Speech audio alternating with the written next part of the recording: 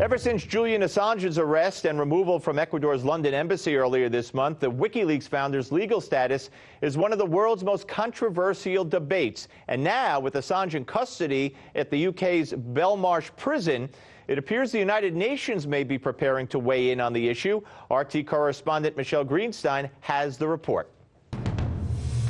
Right now, WikiLeaks founder Julian Assange is being held at the Belmarsh Prison, a prison that was once known as Britain's Guantanamo Bay. It's here that Assange has been held since his forced removal from the Ecuadorian embassy in London and awaits a hearing on an extradition request by the U.S. Now, the man you're about to see is Joseph Kanatachi. He's the UN Special Rapporteur on the right to privacy, and he met with Assange in Belmarsh Prison this morning. He's investigating claims by Julian Assange that his privacy has been infringed. What his office will determine is whether or not there's been a breach of Article 12 of the Universal Declaration of Human Rights and Article 17 on the International Government of Civil and Political Rights. The case is important because it concerns a very special set of circumstances where a person who is not formally under detention yet was subjected to surveillance.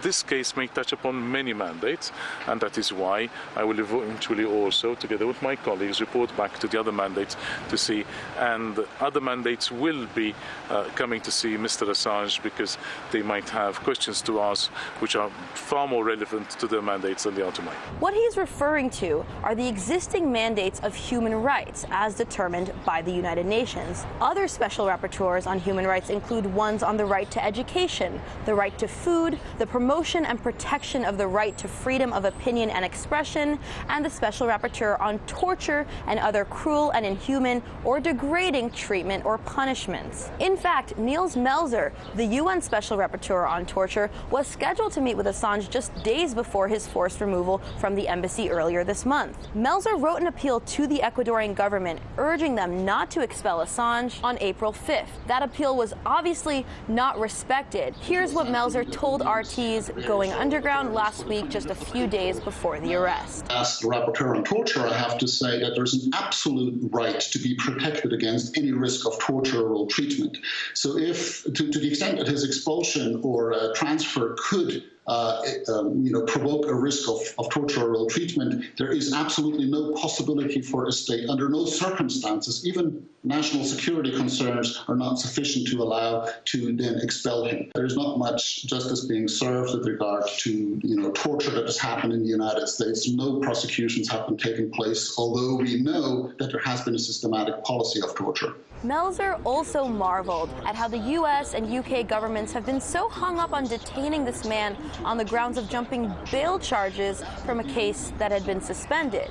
In fact, many are saying that all of this, the sexual assault charges by Sweden that were dropped, and then the bail jumping charges from that case, were all to get him to the U.S. to face charges for publishing government secrets. Yes, officially the charge is conspiracy to violate the Computer Fraud and Abuse Act, but that's only because if they were to charge him with publishing government secrets, then the New York Times, CNN, Washington Post would all be liable for the same prosecution.